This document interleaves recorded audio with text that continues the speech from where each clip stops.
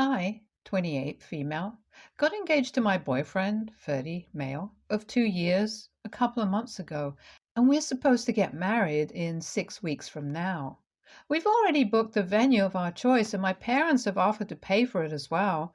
By the end of this week, we were supposed to send out the invitations, but almost 10 ago, my fiance completely blindsided me by saying that he didn't want my parents at the wedding. That just seemed ridiculous to me because I'm on good terms with my parents.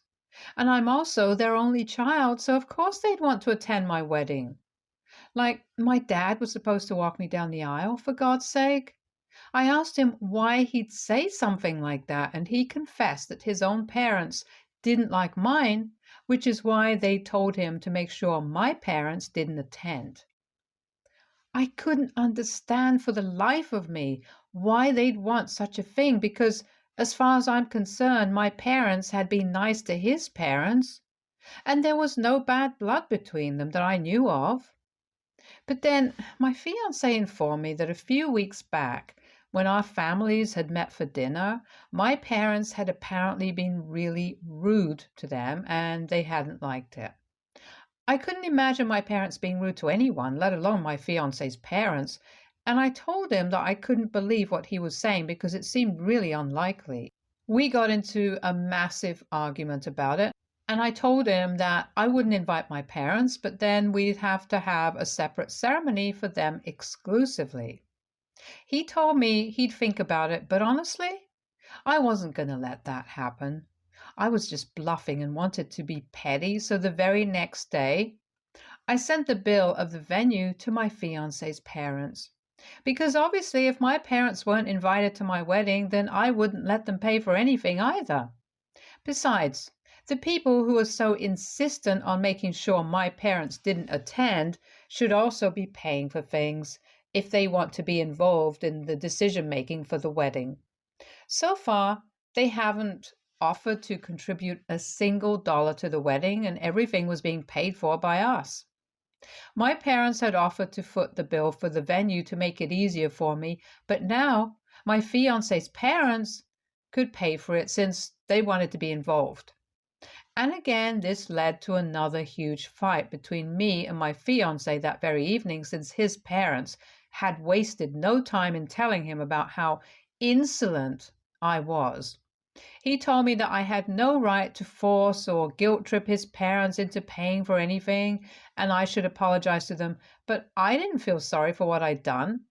If they had the audacity to demand that my parents don't attend my wedding, then they should have had the guts to foot the bill for the venue as well. It's their son's wedding too. My fiance and I were having a really tough time dealing with all this and kept fighting for 3 days straight. By the end of the third day, I was so emotionally exhausted that I actually wanted to call off the wedding entirely. There really was no point in getting married when we were fighting so much and were barely even talking to each other. But then he apologized to me for everything on the third night and said that we could still work things out as long as we were willing to stick together, and I appreciated that. His apology made me feel a little less resentful, and I thought that this would fix things. He was even willing to admit that his parents were being weird and couldn't justify what they were demanding since it was a big day for both of us, and we deserved to be happy and have our parents present with us. We'd sort of reached a dead end on that conversation and had no idea what to do next that wouldn't inevitably lead to more drama, so we decided to give it some time. We also decided to avoid fighting over this because that was clearly not helping the situation at hand.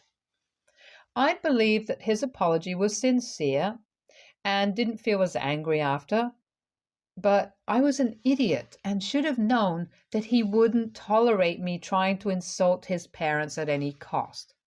Last night, my fiance informed me that he'd canceled the venue that we'd booked and had decided that we'd have the wedding in our backyard instead. And now that there was no venue to pay for, we didn't need to have my parents at the wedding at all. I was dumbstruck because of several reasons and didn't know where to start. The biggest reason was that I could hardly believe that after being so apologetic for these past few days, he'd suddenly pulled 180 and had gone behind my back and cancelled the venue that we decided upon together without even consulting with me first. And he also believed that my parents paying for the venue was the only reason I wanted them to attend my wedding. I mean, truly, that's the most idiotic thing I've ever heard. Besides, the most fundamental issue with getting married in our backyard was the fact that it just wasn't big enough, and I don't think our landlady would approve of it either. I ended up snapping at him, and yeah, you guessed it, there was another massive argument, but I guess that was the last since there was no turning back from what he did. I told him that I couldn't give less of a damn about what his parents liked, and I didn't need their permission to invite my parents, and that if he didn't make things right, then I was afraid I'd have to cancel the wedding altogether. He didn't seem too fazed by that, and even said that I could go ahead and cancel everything since, after what I'd done, he didn't feel like getting married anyway and had only waited around to get back at me for insulting his parents. The venue had taken a week to confirm the cancellation, and so he'd been waiting around just for that. These past few days had been nothing but an act, and I'd fallen for it. He'd intended for me to get pissed off and call off the wedding, and that was his revenge. All because I'd sent the bill of the venue to his parents. I was devastated that he'd do this to me because that was 2 whole years of my life completely wasted. I packed up my stuff and left that house within an hour or so and landed at my parents' place. I was sobbing really hard because even while I was leaving, he'd made no attempt to stop me and didn't even look like he cared about what was happening. It took me a while to calm down and explain to my parents what was going on because they had no clue, since I hadn't really told them anything. Once I'd finally explained the situation to them, they seemed really upset. They seemed pissed off as well, and I'm sure if I hadn't been in such a state, they would have called my fiance up and given him a piece of their mind because what he'd done was truly messed up. I don't know why he couldn't just call the wedding off and break up with me the day I sent that bill to his parents if he was that angry. He could have just done so without dragging it all out and making a total fool out of me during these past few weeks. Every time I think about the way I was so blissfully happy and unaware of the fact that our relationship was already over, I just want to throw up because it's just really sickening. I haven't been able to bring myself to eat anything since last night, and neither did I get to sleep properly because I just keep wondering if this could have been avoided. I still do love my fiance, even though I'm trying really hard not to. But I was with him for 2 years, so it's obviously not that easy to just let go overnight. I don't know if I should blame myself for what happened or not either, and honestly have absolutely no idea if this was actually my fault. I know I'd intended to insult his parents by sending them the bill, but I hadn't imagined that it would end up this way. So AITA for sending my fiance's parents the bill for the venue when they said they didn't want my parents to attend our wedding? Update 1. So I've been living with my parents for 3 days now, and I finally learned what exactly had happened at that dinner where my fiance's parents had found my parents really rude. So apparently at one point my fiance had gone out for a smoke, and I was in the kitchen struggling to open another bottle of wine, so it was taking a little more time than I would have expected. Our parents got to talking, and my fiance's mother mentioned how nice it was that I was upholding traditional values and doing all the work in the kitchen. She even boasted about how she'd never allowed her son or husband to ever even set foot in the kitchen throughout their life.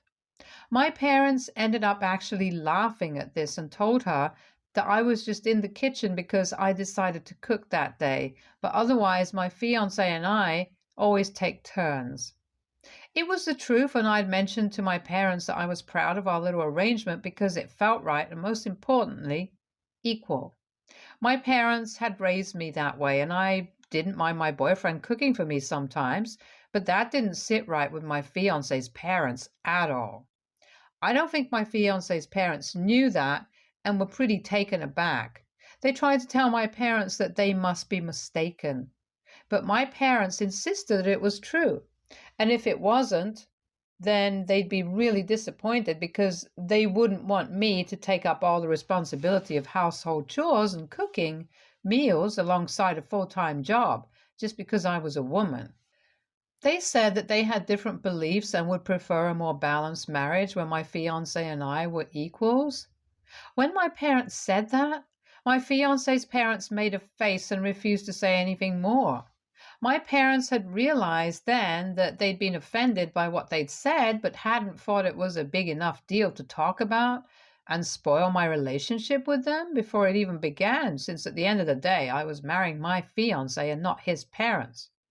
So as long as he was on board with our values, it didn't matter what his parents believed.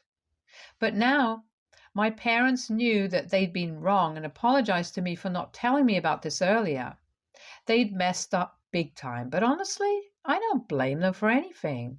They were just trying to keep things peaceful, but unfortunately, it happened to backfire. And I don't think them telling me about this earlier would have made much of a difference.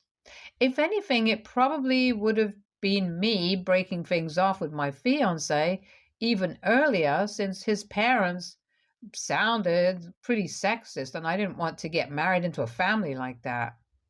His parents had always been civil to me whenever we'd met earlier, but I'm sure that would have changed once we got married. So in a way, what happened was for the best. I'm still upset about everything, but I've accepted the fact that my fiance isn't the right person for me. I'll just have to deal with it. Update 2. Hey guys, first things first, the reason I'd had to move out and not my fiance was because I'd moved into his house first and we used to split the rent, but now he's on his own, so I hope that explains why I chose to leave. Anyway, it's been almost a week since I left, and today I went back to get all my things. I've been avoiding going back to his house like the plague because I didn't want to see him. He hadn't contacted me since that last fight, and I'd given up any hope of reconciliation. But I needed my things back, so I finally went back today. He didn't seem to care when I showed up with a bunch of empty boxes and didn't say a word to me the entire time that I was there. I felt awful that he'd refused to even acknowledge my presence, but then there wasn't much that I could do to make him take notice of me.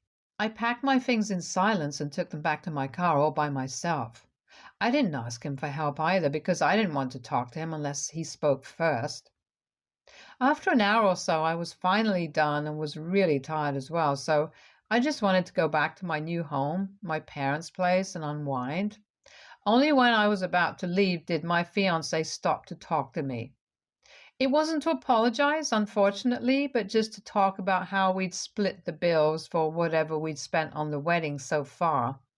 Fortunately, it wasn't a lot, since there were still several weeks to go, so we decided to split the amount.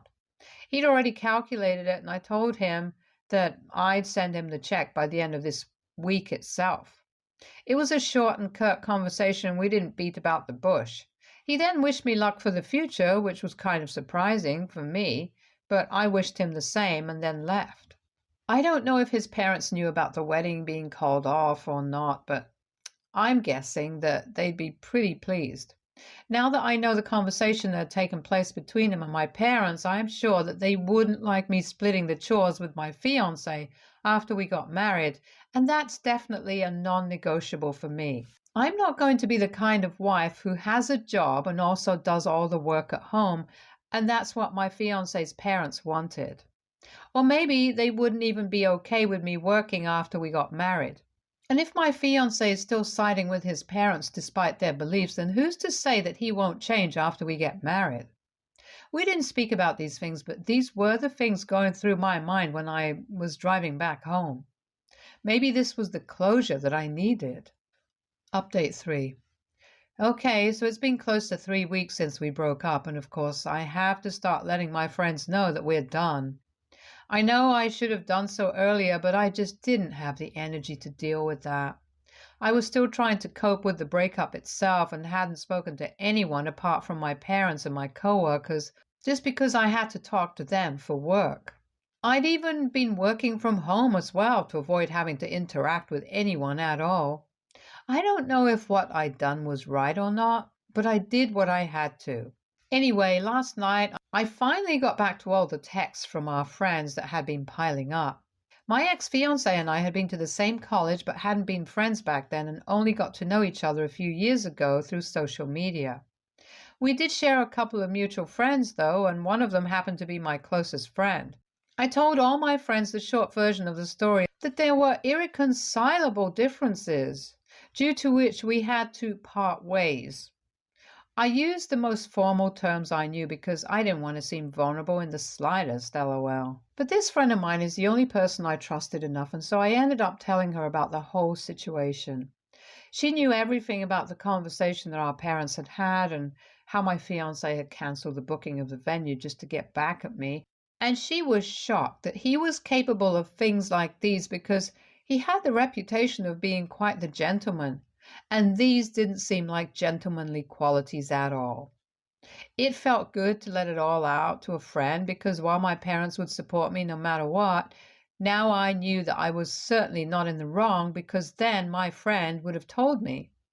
The problem now is that my ex is accusing me of trying to ruin his reputation among his friends because my friend told her boyfriend, and now neither of them is speaking to him because of what he'd done. I don't understand how this is my fault because I just shared my side of the story with a friend. I didn't intend on making him look bad, but he'd said and done things that inevitably portrayed him in a bad light, so I don't really think that this is my fault. He believes that I shouldn't have said anything at all, but that's just stupid and impractical because we can't just put something like this off indefinitely. So we're in a bit of a tiff right now, and he's been texting me incessantly to post something that he's written, like celebrities going through divorce do.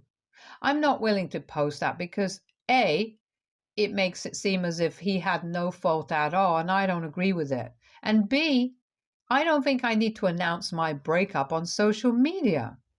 Our wedding was cancelled before the invitations were sent out, so I don't see the reason to make such a big deal about it.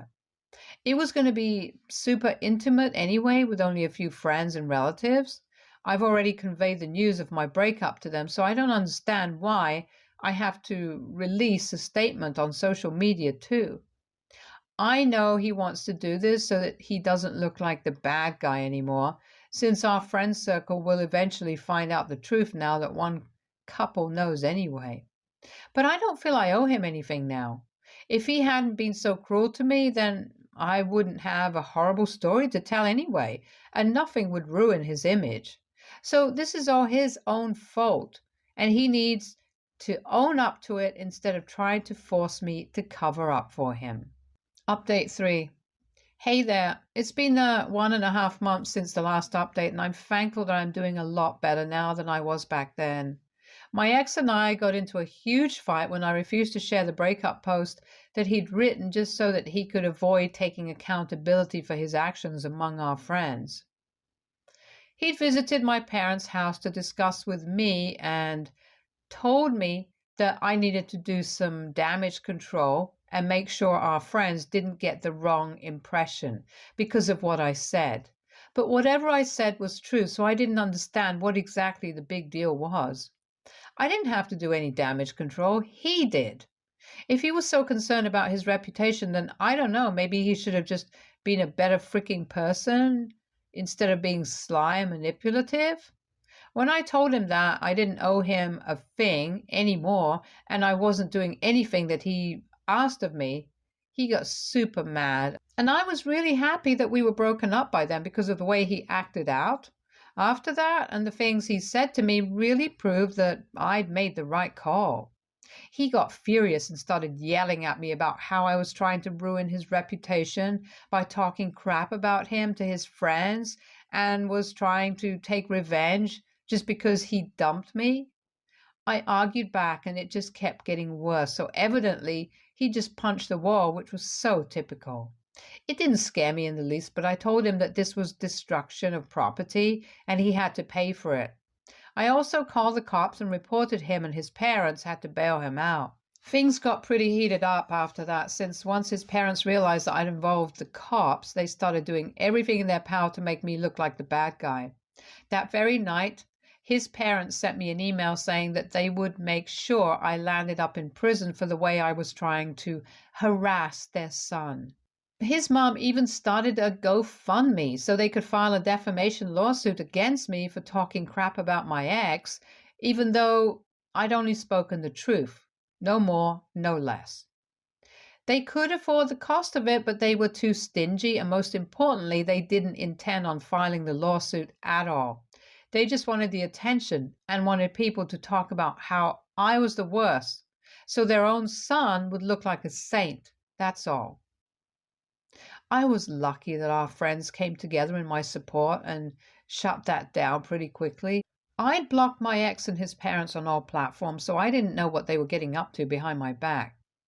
I had to rely on our friends to keep me up to date, and apparently there was a lot of effort from their end to make me look like someone who was trying to ruin my ex's relationship with his parents somehow. I didn't understand what exactly they hoped to achieve because honestly, if they'd stayed quiet about this whole thing instead of lashing out like this, then my ex would have probably lost fewer friends.